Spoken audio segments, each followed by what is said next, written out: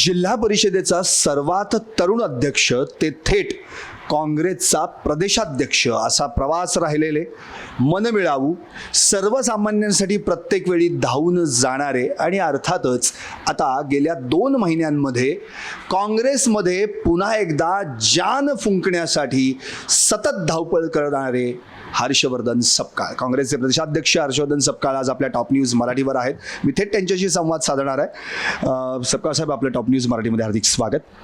खरं तर तुमची घोड्यावरची रपेट आम्ही पाहिली होती आणि मुळातच तुमचं शिक्षणच BPEd वगैरे, त्यामुळं कबड्डी ही तुमची खरी ओळख. आणि या सगळ्या माध्यमातून जेव्हा एका पक्षाच्या प्रत्यक्ष मैदानात येऊन त्या पक्षाला आलेली मरगळ झटकण्यासाठी जो तुम्ही डाव खेळता किंवा जे काही विधानं करता, यातून पहिल्यांदा काँग्रेसचा प्रदेशाध्यक्ष संपूर्ण महाराष्ट्रात फिरून आपल्या एक पक्षाची नीव पुन्हा राखण्याचा प्रयत्न करतो हे दिसतंय.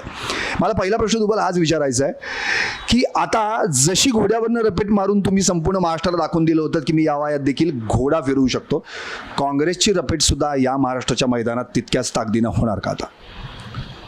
निश्चित मरगळ कुठेही पक्षात नाही. जरूर नेतृत्व पातळीवर आमचा मोठा एक पराभव झाल्यामुळे तसं वाटणं स्वाभाविक आहे. मात्र या देशामध्ये 2च विचार आहे.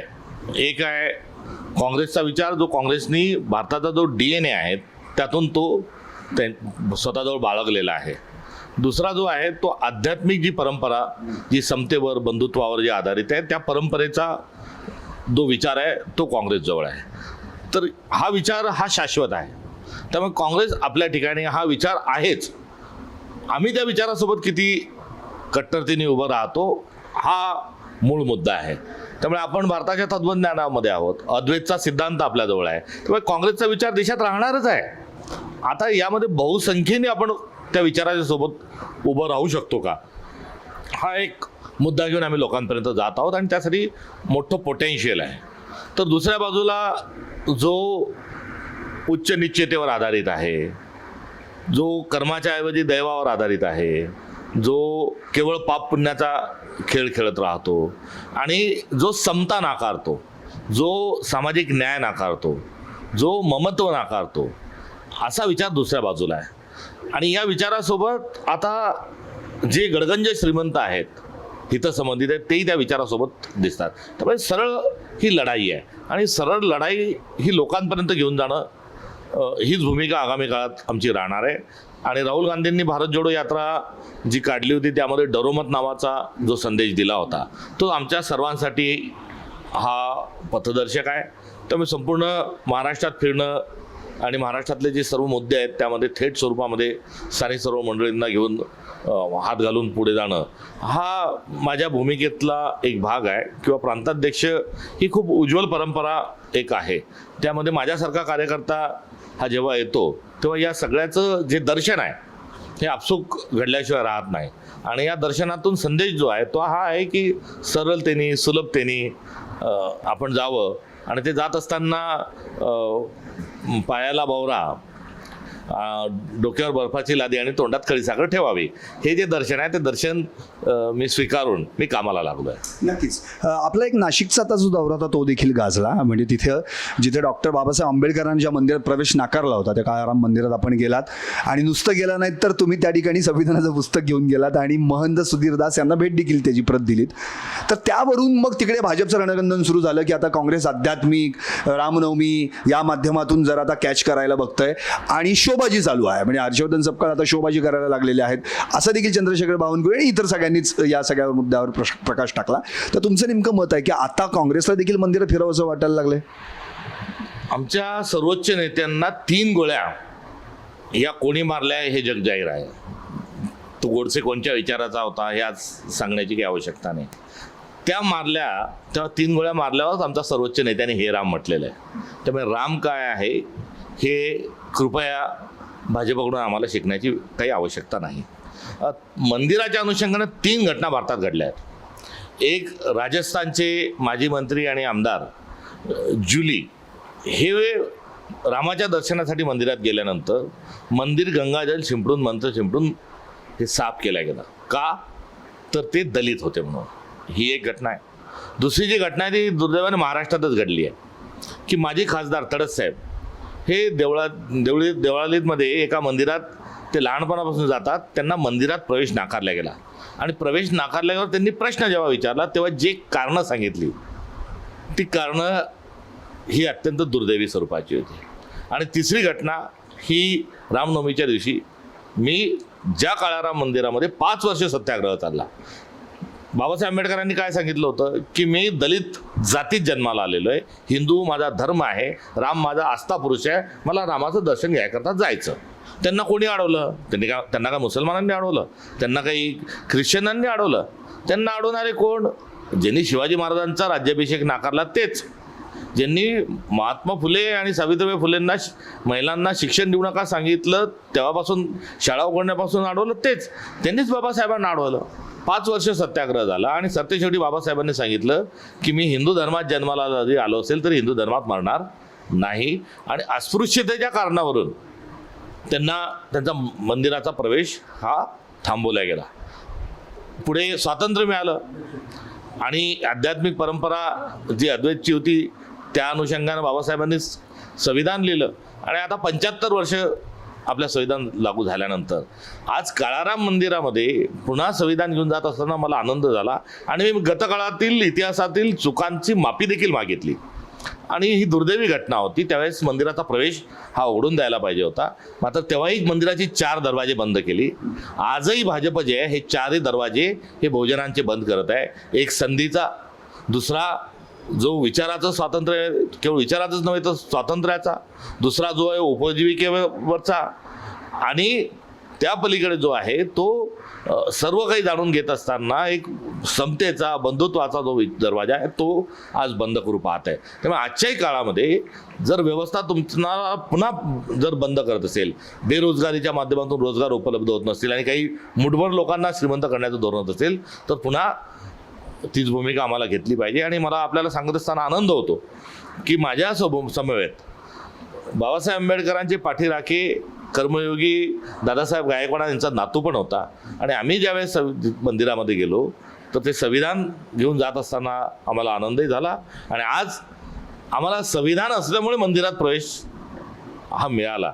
शिवाजी महाराजांना राज्याभिषेक नाकारण्याच्या अनुषंगानं ज्या घडत गेलेल्या ज्या घटना आहेत, शाहू महाराजांना वेदोक्त पुराणोक्त मंत्रामध्ये अडकून ठेवणारा विषय आहे, सावित्रीबाईंना शाळेत जाण्यापासून जो विचार आहे हा आजही हा हवी आहे.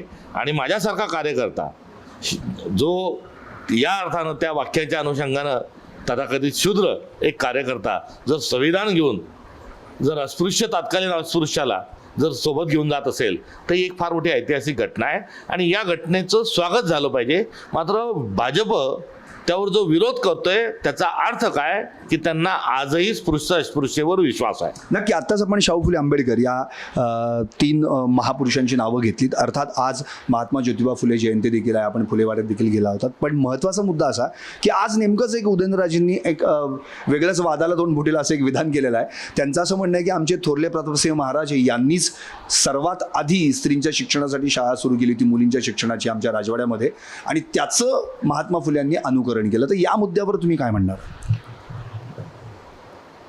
या अशा स्वरूपाचं विधान हे उदयनराजेंनी करणं हे दुर्दैव आहे.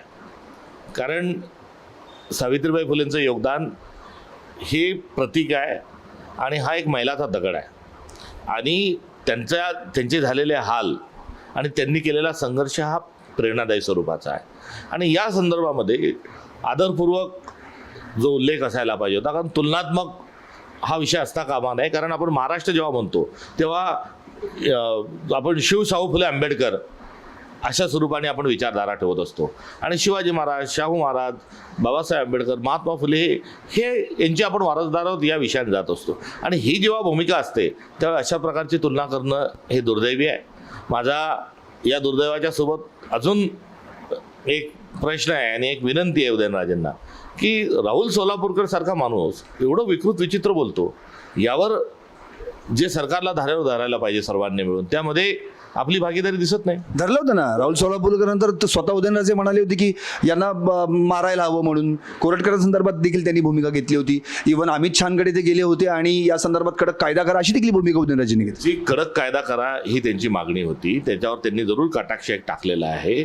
मात्र जे सरकार अपमान करा आणि सुरक्षा द्या हे सांगतंय, त्या सरकारवर थेट स्वरूपाचा उदयनराजे स्टाईल जो हबला आहे हा होताना मला हा दुर्दैवाने उदयनराजे स्टाईल दिसत नाही. पण ऍक्च्युली अजून त्याच्यापेक्षाही त्याच्यासोबतच सावरकरांनी संभाजी महाराजांबद्दल अत्यंत खालच्या पातळीवर जे लिखाण केलेलं आहे त्या संदर्भामध्ये कुठल्याही स्वरूपाचं एक आपला जो संघर्ष आहे किंवा विधान आहे जे आम्ही काँग्रेस वारंवार सांगतो की सावरकरांनी देखील फार चुकीच्या पद्धतीने संभाजी महाराजांबद्दल लिखाण केलं आणि या सरकारने त्यांना संभाजी महाराज पुरस्कार दिला. जे बंच ऑफ थॉट भाजपचं जे बायबल आहे त्यामध्ये देखील संभाजी महाराजांच्या संदर्भामध्ये अत्यंत खालच्या मी पातळीवर. आता याच मुद्द्यावर येणार सपकाळ साहेब. म्हणजे एक आम्हाला पण एक सपकाळ स्टाईल आता गेल्या 2 महिन्यात पाहायला मिळाले. 13 एप्रिलला तुम्हाला 2 महिने पूर्ण होतील प्रदेशाध्यक्ष म्हणून. उद्याच देशाचे गृहमंत्री रायगडावर येत आहेत आणि तुम्ही त्यांना सांगितलं होतं की तुम्ही पाऊल तेव्हाच ठेवा रायगडावर ज्यावेळी तुम्ही प्रशांत कोरटकर आहे त्याच्यावर तुम्ही कडक कारवाई कराल, राहुल सोलापूरकर याला अटक कराल आणि बंच ऑफ थॉट्स या पुस्तकामध्ये जो छत्रपती संभाजीराजांचा अपमान केलेला आहे त्याच्यावर बंदी आणाल. तर आता उद्याच ते येत आहेत, 12 एप्रिल आहे. तर काय म्हणता येईल या संदर्भात? तुमचं जी तुम्ही ती स्टाईलचं ते वक्तव्य असं सगळीकडे म्हटलं गेलं, पण त्या संदर्भात काँग्रेस काही पाऊल उचलणार आहे का? नाही, माझी ही काही स्टाईल नाही. मी तर काही माझ्या शैलीत बोलत नाही, मी तर वस्तुस्थितीत मांडतोय.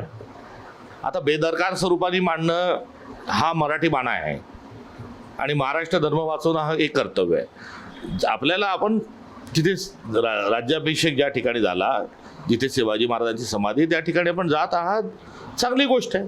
मात्र जात असताना शिवाजी महाराजांना राज्याभिषेकापासून थांबवणारे किंवा शिवाजी महाराज शुद्र आहे त्यांचा राज्याभिषेक होऊ शकत नाही या विचारांना मूठ माती देऊनच आपण रायगडावर गेलं पाहिजे. नंबर 1. नंबर 2, ज्यामध्ये संभाजी महाराजांच्या संदर्भामध्ये ज्या ठिकाणी अत्यंत चुकीच्या पद्धतीने लिहिलं असेल, शिवाजी महाराजांनी आपल्याला हिंदवी स्वराज्य सांगितलं, महाराष्ट्र धर्माची आपल्याला शिकवण दिली आणि त्यातली जी मूल्य आहेत त्याच्या विपरीत जर लिखाण जर बंच ऑफ थॉटमध्ये असेल, जिथे चतुर्वर्ण जो असेल त्याची मान्यता असेल, ज्यामध्ये महिलांना बरोबरीचं स्थान नाकारलं असेल आणि जिथे संभाजी महाराजांच्याबद्दल विकृत लिखाण केलं असेल, या पुस्तकावर बंदी आणली पाहिजे. आणि जेव्हा आपण ही बंदी आणाल आणि जेव्हा आपण राज्याभिषेक नाकारणाऱ्या तात्कालीन व्यवस्थेला आपण त्याच्यावर जेव्हा ताशेरे उडाल आणि हे आम्ही कदापि आम्ही सहन करणं शक्य नाही असं वक्तव्य कराल, तेव्हाच जाऊन आपल्याला शिवाजी महाराजांना मुजरा करण्याची कुठेतरी आपण त्यासाठी आपण पात्र आहात असंही म्हटलं तर चुकीचं ठरणार नाही. नाहीतर मुमेराम आणि बगल में छुरी हाच अंदाज जर भाजपचा पुन्हा पाहायला मिळत असेल तर ते दुर्दैव आहे. त्यांना खरंच शिवाजी महाराजांकडे जायचं असेल तर जावं, स्वागत आहे.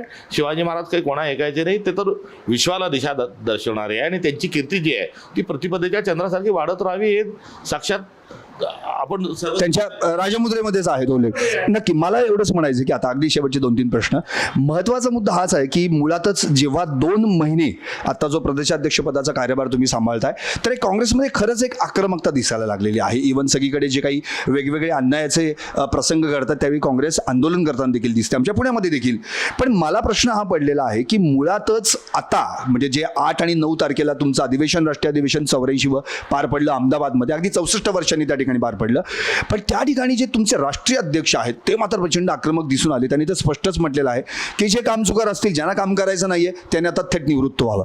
मग आता राष्ट्रीय अध्यक्षांनी जर हे विधान राष्ट्रीय पातळीवर केलं असेल तर महाराष्ट्राचे प्रदेशाध्यक्ष हे विधान महाराष्ट्राच्या पातळीवर करणार का? निश्चित आम्ही तर करणारच आहोत आणि त्यानुसार आम्ही तयारी देखील सुरू केलेली आहे.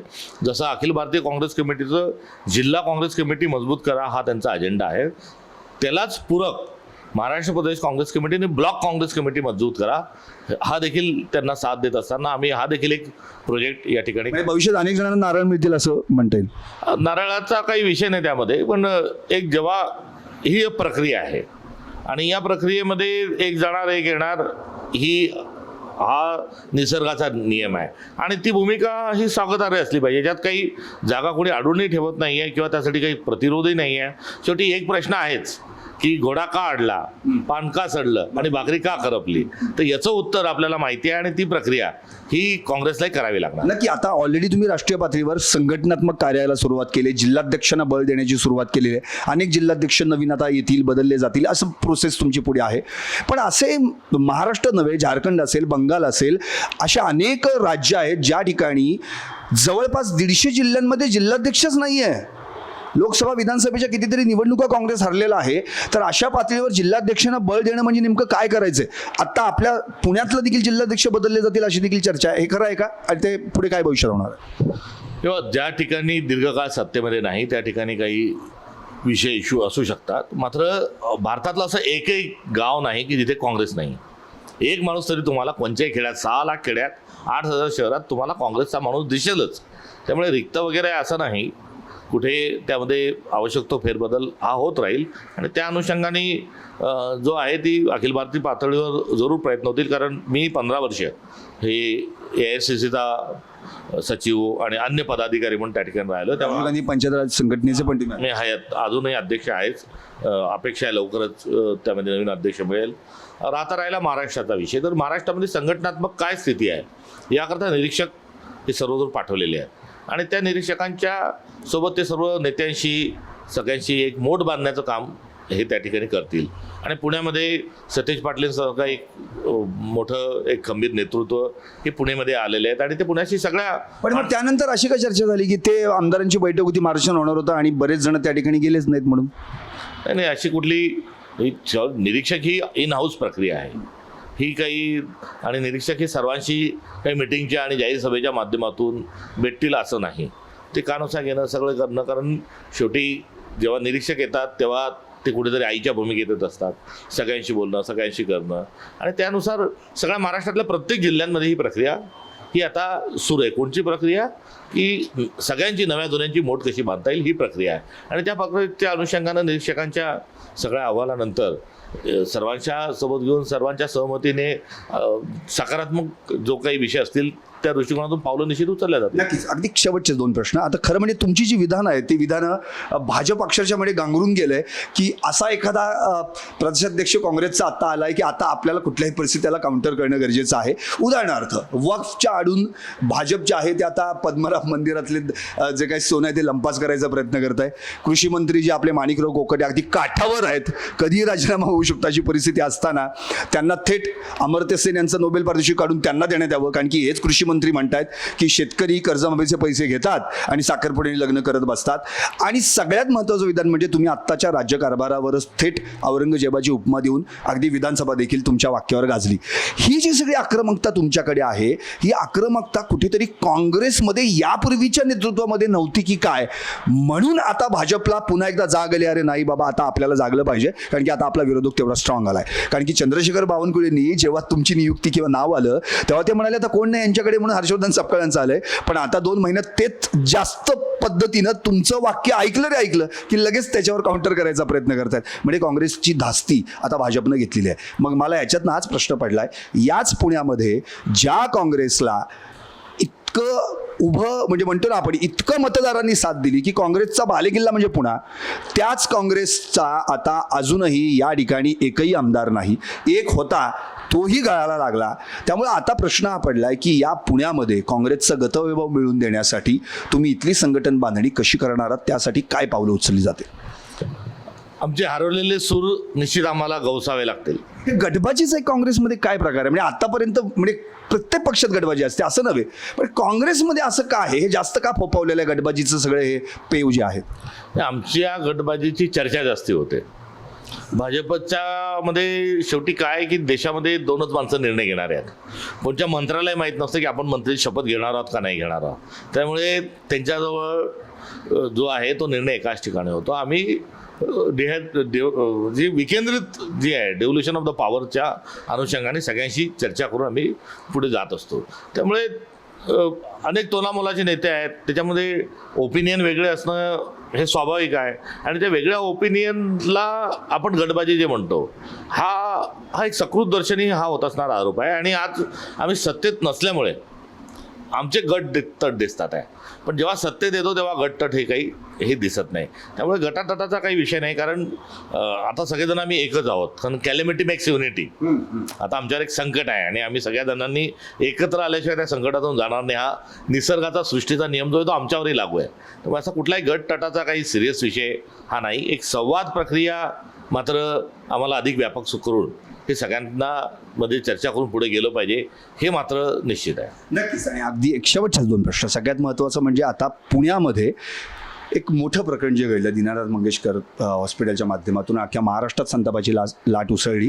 आणि तिथलं जे सगळं चॅरिटेबल ट्रस्ट असेल किंवा आधीमध्ये वेगळेच आरोप झाले. घैसास डॉक्टरांनीच्या डोक्यात काहीतरी राहू की तू शिरला असं तिथले डीन म्हणतायत, म्हणून त्यांनी 10 लाखाचं डिपॉझिट मागितलं. पण इकडे बिचारीचा जीव गेला, जिची 2 जुळी मुलं उघड्यावर पडली. तर असे बरेच प्रसंग आहेत. आणि आत्ताच्या आरोग्य व्यवस्था, खरंच आरोग्य व्यवस्थाच आजारी पडली अशी परिस्थिती झालेली आहे महाराष्ट्रात. तर या संदर्भात एक प्रदेशाध्यक्ष म्हणून एक काँग्रेसचे अत्यंत उत्तम धुरंधर नेते म्हणून तुम्ही काय पावलं उचलणार, सरकारला काय धारेवर धरणार या संदर्भात?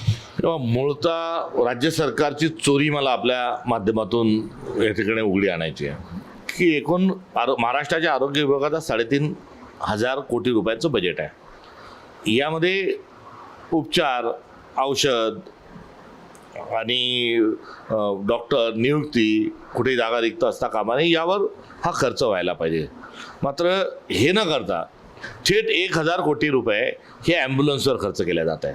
आणि ॲम्ब्युलन्स कोणाच्या आहेत हे याचा जर शोध आपण घेतला तर थेट जे शिंदे सेनेतील जे मंत्री आहेत ते यामागे हे पैसे लाटण्या करतात. म्हणजे जो पैसा कुंपण शेत खातं आहे असं जे म्हणतात, तर त्यामुळे थेट स्वरूपामध्ये आता राहिलं ते 2-2.5 हजार कोटीमध्येच तुम्ही आता भागवा.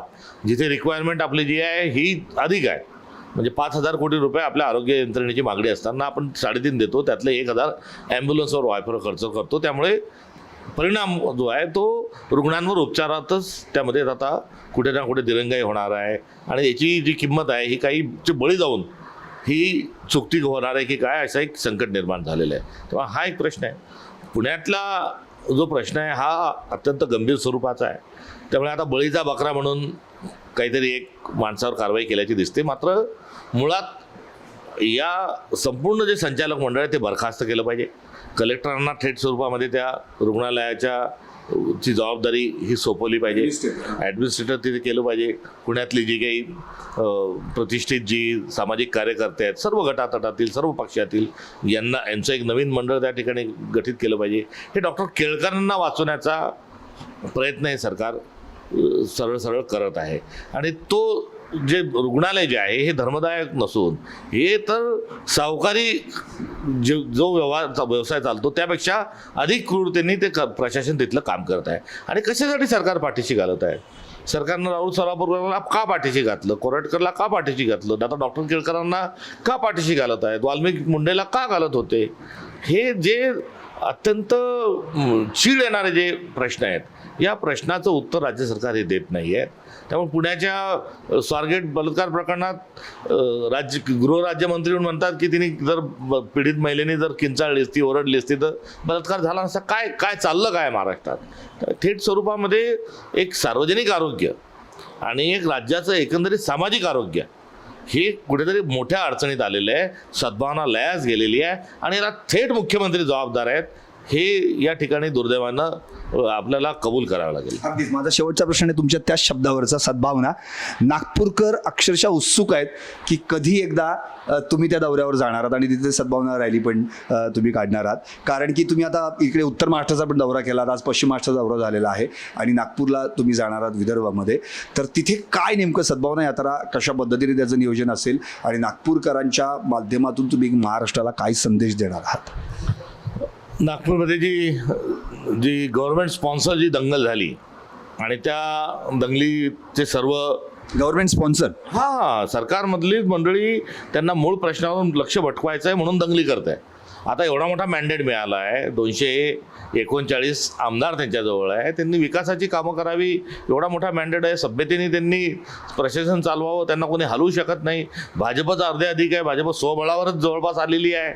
आता हे सगळं असताना मंत्रिमंडळातीलच मंत्री मस्जिदमध्ये जाऊन मारू, कोणी अजून काय म्हणतं तर चेतावणी देत आहेत, हे कशासाठी करतात आहे? आणि हे करतात आहे तर त्याचं कारण आहे की त्यांचं जे फेल्युअर आहे आणि आता जे काही आश्वासन दिले ते करायची सोय नाही म्हणून लक्ष वळवतात आहे आणि ते लक्ष वळवण्याकरता दंगली करतात आहे. मग त्या कोकणातही तीच परिस्थिती आहे, नागपूरमध्ये आपल्याला तेच बघावं लागलं आहे. त्यामुळे याला थेट सरकार जबाबदार आहे. हा आरोपच नाही तर त्याची क्रोनॉलॉजी आपण जर बघितली तर त्यामधून हे सिद्ध होतं. आणि त्या ठिकाणी रमजान असल्यामुळे ताबडतोबीनं तिथे आम्ही त्यावेळेस फॅक्ट फाइंडिंग कमिटी पाठवली. मात्र सद्भावनेचा संदेश हा आम्ही तेव्हा थेट स्वरूपात घेऊन गेलो नव्हतो. आता 14 एप्रिल आहे, नागपूरमध्ये 14 एप्रिललाही मोठं एक उत्सवाचं वातावरण असतं. आम्ही 16 एप्रिलला त्या ठिकाणी सद्भावना पदयात्रा ही 1 दिवसाची त्या ठिकाणी काढत आहोत. आणि त्यानंतर परभणीला जो कस्टडियनमध्ये जी डेथ झाली त्या अनुषंगानं सवर्ण आणि दलितांचा एक जो तणाव होता त्या अनुषंगानं परभणीला देखील याच महिन्यामध्ये आम्ही सद्भावना पदयात्रा 2 दिवसाची करणार आहोत. आणि ज्या परळीला आज भारताचं संविधान जिथे लागू नाही, जिथे गृहविभाग काम करत नाही, अशा ठिकाणी 1 दिवसाचा उपवास सद्भावनाचा आग्रह करण्याच्या अनुषंगानं एक सत्याग्रहाचा एक उपवास हा 1 मे महाराष्ट्र दिनी देखील आम्ही करत आहोत. आणि तिथे महाराष्ट्र धर्म वाचवा ही आमची आर्त हाक असणार आहे. नक्कीच. खरवणे, धन्यवाद. आपण टॉप न्यूज मराठीच्या प्रेक्षकांशी मनमोकळेपणानं संवाद साधलात. तर हे होते हर्षवर्धन सपकाळ, काँग्रेसचे प्रदेशाध्यक्ष, ज्यांनी स्पष्टपणे म्हटलेलं आहे की काँग्रेस पक्षाला मरगळ आलेले नाही आहे, इथं गटतट नाही आहेत, आम्ही सत्तेत नाही म्हणून गटतट दिसत आहेत. आणि असा कुठलाही राज्य, जिल्हा, तालुका, गाव नाही या देशामध्ये की जिथं काँग्रेस नाही आहे. त्यामुळं महाराष्ट्रात मी किंवा माझे सगळे कार्यकर्ते आम्ही सगळे मिळून पुन्हा एकदा काँग्रेसचं गतवैभव निश्चितपणे येत्या स्थानिक स्वराज्य संस्थांच्या पार्श्वभूमीवर मिळवून आणू याची खात्री त्यांनी यावेळी टॉप न्यूज मराठीच्या माध्यमातून संपूर्ण महाराष्ट्रात दिली. पात्रा टॉप न्यूज मराठी, आपला महाराष्ट्र, आपली बातमी.